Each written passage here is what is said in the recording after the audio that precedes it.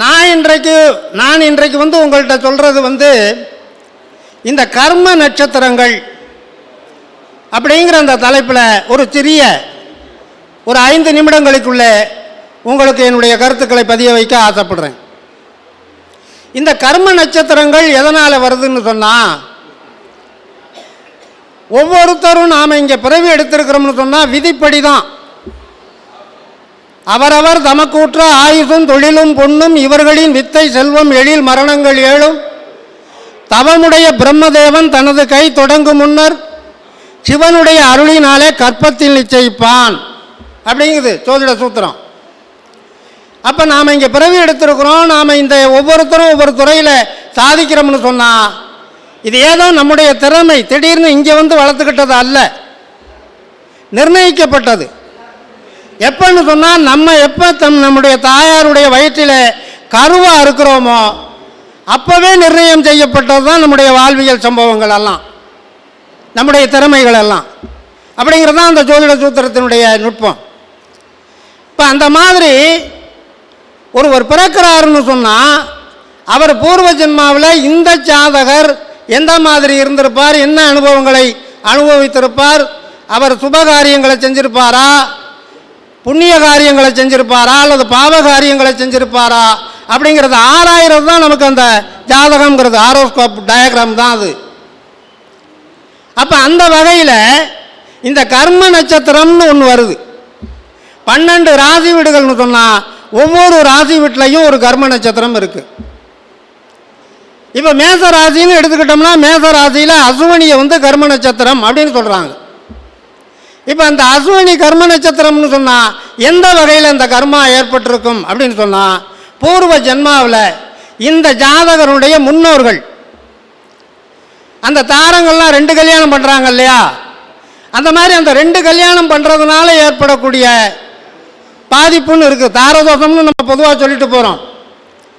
2 மனைவியை வைத்து வாழக்கூடியவர்கள் நிச்சயமாக சாபம் பெறுவார்கள் சொல்லுது ஜோதிட சூத்திரம் சொல்லுது. அப்படிப்பட்ட குடும்பத்திலே தான் பின்னால் அசுவனி நட்சத்திரத்தில் ஒருத்தர் பிறப்பாங்க. அப்படி பிறந்தாங்கன்னு சொன்னால், பூர்வ ஜென்மாவில் இவருடைய முன்னோர்கள் வாங்கியிருக்கக்கூடிய அந்த கர்மதோஷம், அந்த கர்மதோஷத்தினுடைய பலனை இந்த ஜாதகர் அனுபவிப்பார். பெண்களால் சாபம் வாங்குவார், பெண்களால் துன்பப்படுவார், குடும்பத்தில் வாழக்கூடிய மனைவியினால் துக்கம் துயரங்களை சந்திப்பாங்க அப்படிங்கிறத அந்த அசுவனி நட்சத்திரம் சுட்டி காட்டுது. இதில் இந்த அசுவனி நட்சத்திரத்தினுடைய 1ஆம் பாதம் கண்டாந்த நட்சத்திரமும் சொல்கிறோம் இல்லையா. கேதுவனுடைய நட்சத்திரத்தில் முதல் பாதங்களும், புதனுடைய நட்சத்திரங்களில் கடைசி பாதம் 4ஆம் பாதங்களும் கண்டாந்த நட்சத்திரம். அப்போ அந்த கண்டாந்த நட்சத்திரத்தில் ஒருத்தர் பிறந்திருந்தார்னு சொன்னால் அவர் நிறைய துன்பங்களை அனுபவிப்பார்னு வருது. அதே மாதிரி இந்த அசுவனி 1ஆம் பாதத்தில் பிறந்திருந்தா கண்டாந்த நட்சத்திர தோஷமும் உண்டு, கர்ம நட்சத்திர தோஷமும் உண்டு. அப்போ அந்த மாதிரி தோஷத்தில் பிறந்தவங்க விநாயகருக்கு அருகு சாத்தி தண்ணீர் ஊற்றி அந்த விநாயகரை வழிபட்டு வந்தால் அந்த தோஷங்கிறது மாறும். அந்த ஜாதகர் நல்ல பலன்களை அவருடைய வாழ்க்கையில் நல்ல இன்பமான சகல சௌபாக்கியங்களோடு வாழக்கூடிய சூழ்நிலையை விநாயக பெருமான் உருவாக்கி கொடுப்பார் அப்படிங்கிறது சாஸ்திரம். இப்போ அடுத்து ரிஷபராசிக்கு வந்தோம்னு சொன்னால், ரிஷபராசியில் இந்த மிருகசீரிஷம் 1ஆம் பாதம் 2ஆம் பாதம் இது கர்ம நட்சத்திரம். இந்த கர்ம நட்சத்திரத்தில் பிறந்தவங்க கொதிக்கும் மனநிலையில் இருப்பாங்க, அதிகமான முன்கோபம் வரும். அந்த முன்கோபத்தின் காரணமாக பல நன்மைகளை இழந்திருப்பார்கள். யாருக்காவது முன்கோபம் வந்தாவே அவன் அதிர்ஷ்டக்கட்டன்னு தான் சொல்லணும். அந்த அளவுக்கு அவருடைய வாழ்வியல் சம்பவங்கள் எல்லாம் அவருக்கு பாதகமான சூழ்நிலைகளை உருவாக்கும்.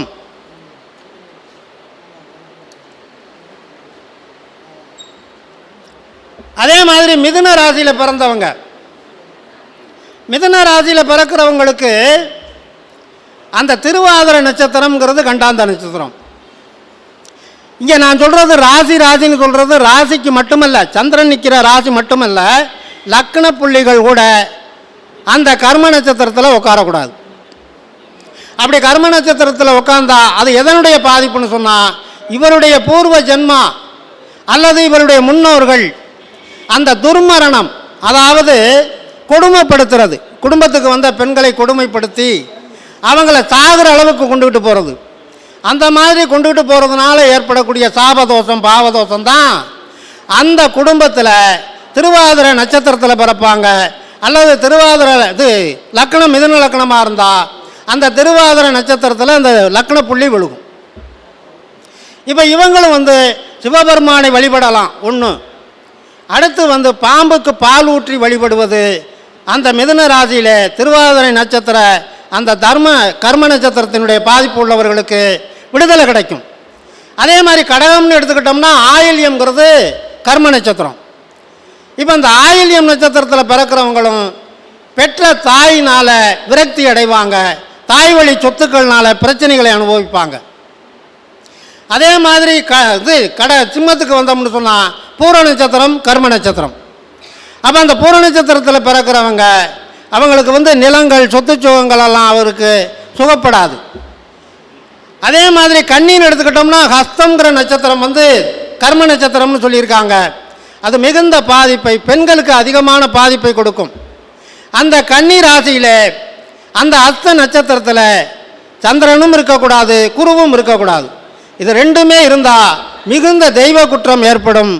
தெய்வ சாபங்கள் வாங்கினதுனால அவங்க நிறைய பாதிப்படைவாங்க. அடுத்து நாம் விருச்சிகத்துக்கு போனோம்னு சொன்னால் துலாத்தில் சித்திரையினுடைய 3ஆம் பாதமும் 4ஆம் பாதமும் கர்ம நட்சத்திரம்.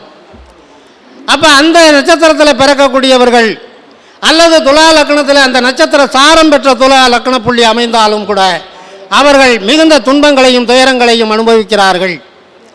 அடுத்து விருச்சகம்னு போகும்போது விருச்சகத்தில் அனுச நட்சத்திரம் கர்ம நட்சத்திரம். அந்த அனுச நட்சத்திரத்தில் பிறக்கிறவங்க தீ விபத்தினால பாதிப்பு, பொது சொத்துக்களை தீ வைத்ததனாலையும் பொதுமக்களினுடைய சொத்துக்களை தீ வைத்து அழித்ததினாலும் அரசாங்க சொத்துக்களுக்கு தீ வைத்ததினாலும் ஏற்படக்கூடிய தோஷம் அது முன்னோர்கள் செஞ்சது.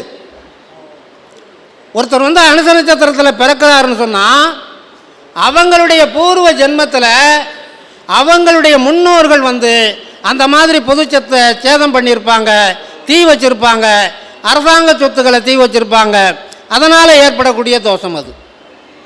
இப்போ அந்த மாதிரி தோஷம் வாங்குறவங்க என்ன செய்யலாம்னு சொன்னால் அரசில் பணியாற்றக்கூடிய அரசு பணியாளர்களுக்கு அன்னதானம், அது வஸ்திரதானம் செஞ்சு அவங்களுடைய ஆசீர்வாதத்தை பெற்றால் அந்த தோஷங்கிறது அவங்கள பாதிக்காது. அதே மாதிரி இப்போ தனுசு வந்தோம்னு சொன்னால் அங்கே இருக்கக்கூடிய 3 நட்சத்திரமுமே கர்ம நட்சத்திரம். மூல நட்சத்திரமும் கர்ம நட்சத்திரம், பூராடம் நட்சத்திரமும் கர்ம நட்சத்திரம், உத்திராடத்தில் 1ஆம் பாதமும் கர்ம நட்சத்திரம். அவங்களும் அரசாங்கத்தில் நல்ல உயர்ந்த பதவிகளில் இருந்து வெகுஜன விரோதத்தை தேடுறது. ஒரு குடும்பத்துக்கு ஊரே சேர்ந்து சாபம் போட்டால் அது தனுசு ராசியில் பிறப்பாங்க, தனுசு லக்னத்தில் பிறப்பாங்க. அந்த 3 நட்சத்திரத்தில் எந்த பாதத்தில் பிறந்தாலும் கூட அவங்களுக்கு அந்த கர்ம நட்சத்திர பாதிப்புன்னு உண்டு. அவங்களுக்கு அரசாங்க வேலை கிடைக்காது, அரசாங்க உத்தியோகத்தினால பாதிப்புகளை அடைவாங்க, அரசாங்க உத்தியோகம் கிடைக்காது. எவ்வளவு படிச்சிருந்தாலும் அரசாங்க உத்தியோகத்துக்கு திணறக்கூடிய சூழ்நிலைகளை கொடுக்கும். அப்போ அந்த கர்ம நட்சத்திரத்துக்கும் அரசு பணியாளர்களுக்கு அவர்களுக்கு அன்னதானம், வஸ்திரதானம், சொர்ணதானம் என்று தானங்களை செய்த ஆசீர்வாதங்களை பெற்றால் அவர்களுடைய வாழ்க்கை உயர்ந்து நிற்கும். அடுத்து மகரத்துக்குன்னு ஒருத்தம்னு சொன்னால் அவிட்டத்தில் 1ஆம் பாதமும் 2ஆம் பாதமும் கர்ம நட்சத்திரம். இப்போ அவங்க